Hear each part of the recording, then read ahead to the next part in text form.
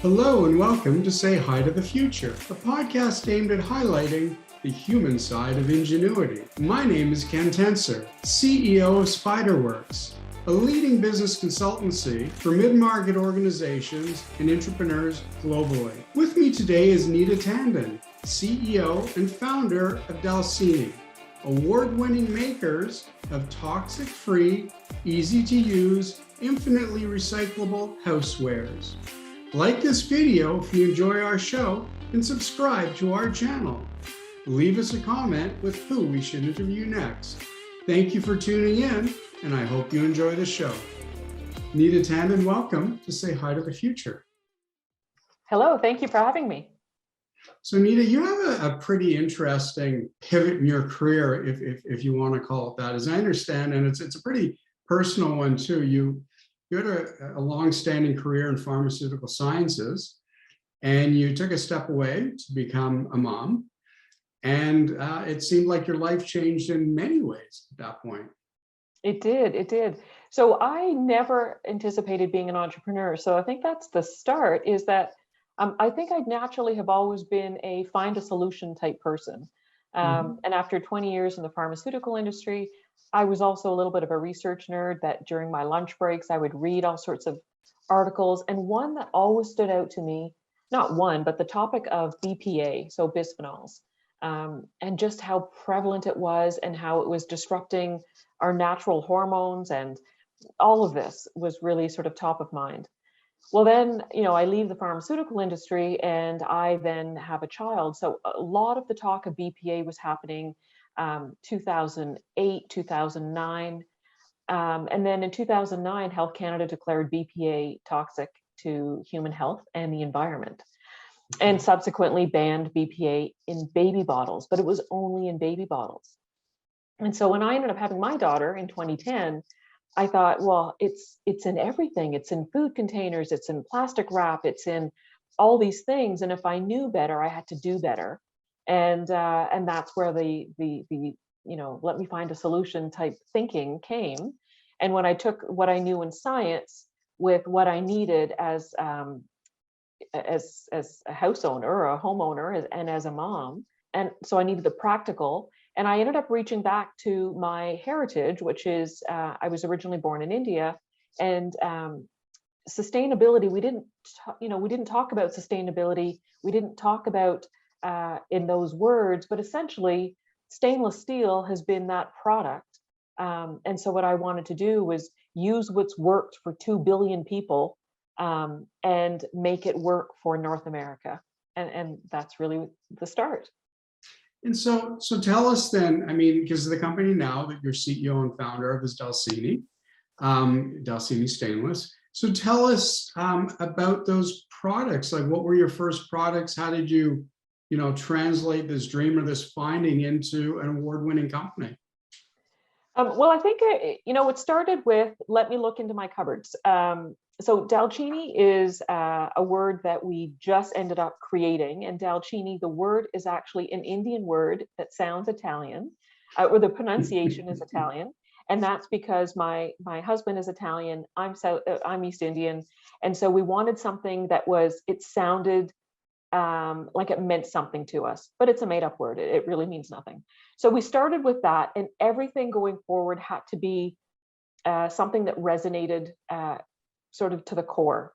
And really how it started was I opened up my cupboards and I have a cup that I have had for 40 years. And I thought, I want this quality in stuff that I would use every day in other things. And it's started with me turning that cup upside down. And I said, well, who made this one? Let me start with that manufacturer and then build from there. As a mom, you pack snacks always. There's always, little treats and things in your purse. And so I started with what would be the size of container that I would want to have as I'm packing, a bag for kids. So it started with lunch containers, and I had two. One was a sandwich container, one was a snack container, but we've really evolved. And so if that was my starting point, my solution that I needed, it really moved into, what do I store my leftovers at home in? What do I, what is the straw that I put in the drink? And so it really just grew to what do I need and how can I slowly start replacing everything in my kitchen to stainless steel. Just remove as much plastic as I possibly can. Nita, I think one I just got to just point out, I mean, it's a fantastic story from an innovation perspective, because one of the things we always speak to, or that I write about in what I do, is the fact that you have found something that helps people, like in terms of avoiding a chemical that ultimately was banned, and builds in utility. That to me is the perfect equation for an innovative product coming to market. And so I just, give kudos to you for that and for how you articulate it, but also for our listeners and viewers to say that this is really, it's great thinking and it's great application. So thank you. And I would agree. I think, when you're looking for solutions, you shouldn't look at what's going to make you money. You should look at what's going to solve a problem. And Yeah. for me, this clearly was solving a problem. I would actually go looking for stainless steel that was on the market. And when I looked at it, I said, if this is the best you got, like, there's got to be better, because a lot of the stainless steel that's on the market, believe it or not, still has the chemicals that we're trying to avoid. So they are either chemically dipped for shine, they either have color on it so that they've got paint that could contain lead. It has, the welding on it has chemicals in there. It has BPA resins on the inside lining. So even something that we view as, well, there's already stuff on the market. The truth is it's not still solving my problem. And one is definitely the health side of it, but the other is the recyclability of it as well. When you start mixing materials, you can no longer recycle it. And so a lot of stainless steel is still ending up in landfills, even though stainless steel on its own is infinitely recyclable. That's the beauty of it. But right now, a lot of the products that are on the market are still ending up in landfill, where, something that could be such a beautiful solution, we've created another problem. So how do you take us through the process? Because I think, again, I mean, you could create a case for just about any business school the way you're discussing this, because it's not then just stainless steel. And that was one of my questions. You talk about infinitely recyclable. You talk about it isn't all stainless steel that is good for you. How do you go through that process of understanding A, the utility, B, the problem you're solving, and C, don't fall into a trap of creating another one? I mean, what did that journey look like for you? It's interesting because I innately am a very simple person. And so I'm that person who doesn't like to have, all these gadgets in the kitchen that serve one thing only. I think there was like years ago that you bought this orange peeler and it's great for oranges, and you buy something else that's good for something else. I needed simplicity everywhere. And the other side of simplicity is also that the garbage part of it. Like, I hated seeing the amount of garbage that I'm putting out every week. And so if something was really simple to use, like, I'm using, say, plastic wrap or, an instant container, it's not simple to dispose of. And so for me, simplicity is the entire cycle. And so my solution had to be that entire cycle. And so where it started was when I started calling the first manufacturers, and the manufacturer, they'd say, oh, is this your daddy's company? And right away I thought, this isn't the right solution for me, because Right. every aspect of what I was doing had to be sustainable, had to be organically true to me. And so I just kept moving to the next manufacturer, and I would ask questions like, is there any child labor? And the first thing that they would say to me is, we've never had anyone ask me this question. I said, well, have you ever had a woman ask, as a CEO? Because the truth is, women do business differently. And for women, we look at the world as our family. And so I didn't want my child to benefit on the backs of someone else's children. And so it was a very, very important fact for me. And so then I looked through the entire supply chain of how we can minimize. Well, first of all, I needed to make sure that the stainless steel that I was looking at, I wanted it to be the type that I'd see in medical instruments, for example. When you go to the dentist and they're using stainless steel, why do they use stainless steel, and what is that grade? I wanted that grade. I wanted the grade that was FDA approved. I wanted the quality that meets all the other standards, because Canada doesn't really have a standard. That's the problem. but I didn't want to start with a minimum standard. I wanted the top level standard. And so my starting point was the highest level for everything. It was the manufacturing, it was the raw materials, it was the process, it was end result, it was functionality, and it was disposal. And for me, that product doesn't have anything else on it, which with a single material, without any mixed materials, I can then take it to a metal recycling facility that melts it down, creates new sheets to create new product, and that cycle can continue. And to me, that's the simplicity that I'm looking for. It's simplicity in use and simplicity in disposal. Well, I think it's great. And I mean, look, you brought out a lot of points. One of the things you raised was the notion of the female CEO and how a female CEO might look at things differently, or females might approach things differently. There's also the mom side and the mompreneur side. You won an award for Mompreneur, and I'd love to hear more about what Mompreneur is. I understand from the term itself, but it's quite an organization, a support organization with tens of thousands of people involved in it today. It is, and I think there's so many women that create businesses, and a lot of them out of a need for something they couldn't find. And so I think there's naturally this finding a solution type attitude. These entrepreneurs that start with something very small and then grow it. And this was a network that worked for me. The other really beautiful thing about that is it gives you the permission to think differently, because if most of the business schools are talking about a certain way, this is what the business books are saying and this is what they're doing. I will tell you, when I started, they told me that's not how business works. You need a product to fail so that people come by and buy it again. And you're supposed to look for the lowest cost so that you can create the highest margin, and that's how business works. And I thought, but that's not how my business works. It doesn't make it wrong, it makes it different. And so I needed to surround myself with people that saw what I was doing was of value. And it was a wonderful organization, and it still is. They've changed their name now to Revolution Her, to not exclude moms specifically, because there's plenty of women that think differently and they're not necessarily moms. And so it's more inclusive as a group, but same sort of thinking is to surround yourself with people that believe in your vision and can help you get to where you're going.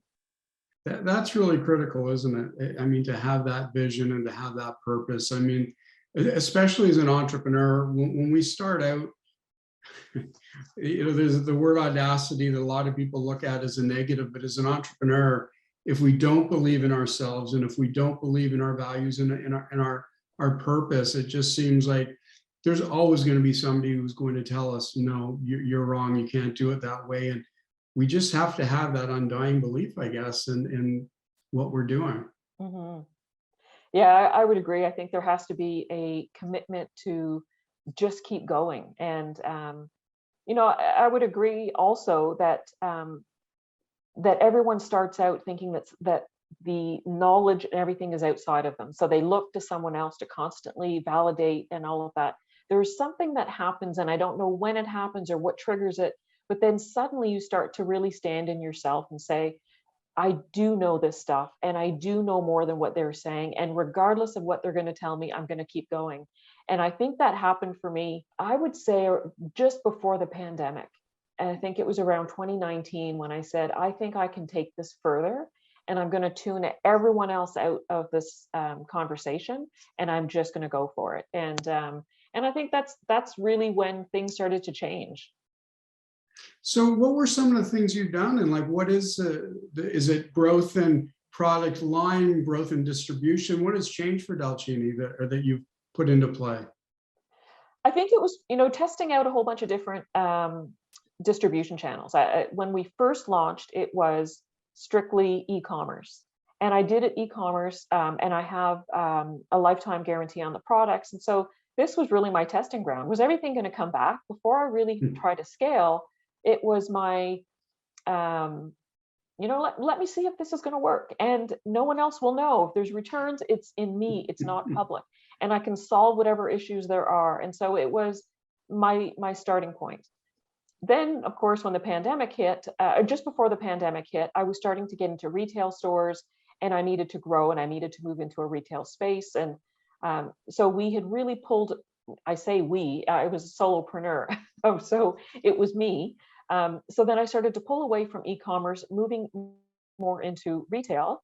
And then, of course, moved into a larger space. And all of our retail stores, when the pandemic hit, all of our retail stores closed like everywhere else. And they were no longer ordering product. So suddenly I needed to figure out, how am I now going to pay my bills? We ended up moving back to e-commerce, but e-commerce also requires a lot of promotion, advertising to get people to your website. So it's not an easy shift if all of your everything that you've established was really to promote retail side of things. So I did pivot. But when I did pivot, I realized I don't have the infrastructure and the money to really pump that up. So I went back to my original plan, which is, okay, I know we're in a pandemic, but I'm still going to go the retail channel. And lo and behold, Indigo called, and Indigo had now 100 stores across Canada that they wanted to fill with my product, which was fantastic. But then it was the logistics. Okay, now how do we figure this out? How do we, planes have stopped coming from India, which is where my products are made. So it was the logistics side of things. Once you sort out systems, everything, falls into place. And so now we are retail, so we sell wholesale. We also do e-commerce. We also do, partnerships. So other people will sell our products on their marketplaces, and we do a drop ship model. So we've looked at all of them. We've picked out the ones that work best for us. And it also, when they talk about having sort of this diversified portfolio per se, I've really diversified so that whenever market shifts happen, I can focus my energies more in one, and we can always have revenue coming in. And when the perfect storm, we can have revenue coming in from all streams. And that's really the future. That is, again, another great point of that whole notion of revenue diversification. And as we like to say, diamonds are created under pressure, and it seems like under pressure you really rose to it, which is great.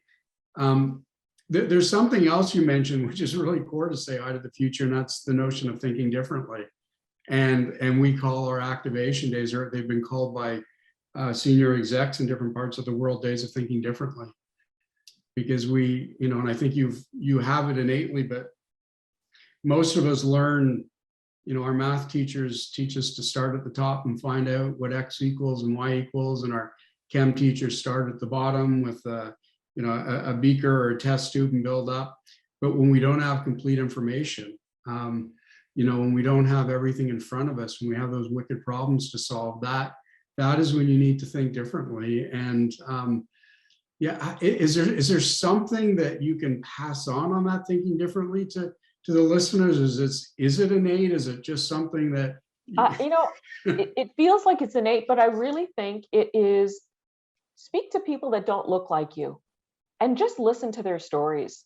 And I would say, even when you travel, not to stay in the resort where there's people that look like you. I would say venture off. I would think of when I went in grade 13, back in the days when there was grade 13, I went to France, and I did a summer in France. And I remember thinking, wow, like they really do things differently. They go to different stores. You have to go to a different store to get your bread. And there was beauty in different. And there was this notion of bread had to have a real quality to it. You didn't put it in a plastic bag to bring it home and leave it for a week. It wasn't a right and wrong. It was, things are different and beautiful. And I think that was my starting point. And it's always been able to, wherever I travel, I always have open eyes to say, they do things differently here. Let me pick up the beauty of it. And I think it never steers you wrong. There's never a way that you can learn about another culture and have that be a negative. I think the more cultures the stronger you are as a person, and the better solutions you'll find. And also starts to build this, my solution shouldn't be just for me and hurt someone else. And I think if we look going forward, SDGs, sustainable development goals, I think business today, there should be no business that that goes forward unless they're thinking of the world. We are, sure, we've got countries, we've got borders, but there's no more borders when it comes to business and commerce and travel. And I mean, we saw with the pandemic, what started in one country quickly went global. The same thing for everything that we do. We have to think of the impact that it has on the world. And if it's not going to better us, I think we need to rethink it. Well, I think that's a perfect sentiment. And I think it's a great, again, companies that don't have values, that don't have purpose, it's hard to have longevity because, you're working day to day. But I think the other thing with that is, there was always that big rush to minimum viable product, get something out there and test it. And I fully understand that and I've done that, but to know that that minimum viable product is still good for people, can still help people, that you would still, in your business, bring home and use with your own child or children maybe at this point. I think that's a perfect lesson for listeners too. When what came out as a solution for me, the beauty is seeing the solution that's happened in everyone else's families that's picked it up. I have customers now that come back and purchase more and more and more. And it's not just that I'm benefiting, it's that they're benefiting. And we're cleaning up the world one step at a time, one container at a time. I think of how much just lunch containers alone. I mean, the product is now much larger than just lunch containers, but my start was lunch containers. Well, I look at what my daughter brought to pre-kindergarten. She is still using the same container and she's in grade 7. And that's the part that I just think is wild. Think of how much plastic that I would have been sending every day, 200 school days a year, buying new ones, the new start of the school year, how much we're sending to landfill. That one difference, that one change that we made. Now think of the 2 million kids in Canada. Now think of the 20 million kids in North America. That, like, the numbers just keep growing. And that's how change happens. It's one small change that has such a massive impact. And that's just with everything I do. It's every change that we make in the business. It's how do we improve the world going forward? That's an incredible thought. I mean, as our time is coming, close to an end today, Nita, that I think we should all hold on to that thought of how simple actions replicate and resonate to so many people. So, what are some of your next steps? What are some of the next things that you're going to do to help impact those millions of children or their families? Well, I was incredibly excited when I saw Oprah Winfrey have my containers last week, the beginning of January. I guess she went on a hike. And so, I am seeing more pickup in the US. So I think exporting is we have started exporting to the US. I think now going forward, I think we continually find a new country to export to. And so that's the future, is really just growing the company and helping families one container at a time. It sounds like you're certainly living it. So thank you so much for being on Say Hi to the Future today. And I'm so happy, as I think many families are, that this accidental business, if you will, or this, it happened, you followed your passion, and you've certainly brought some incredible change to not just to industry, but to families as a whole. Well, thank you so much for having me and listening to the story. Take care. Thanks. Bye.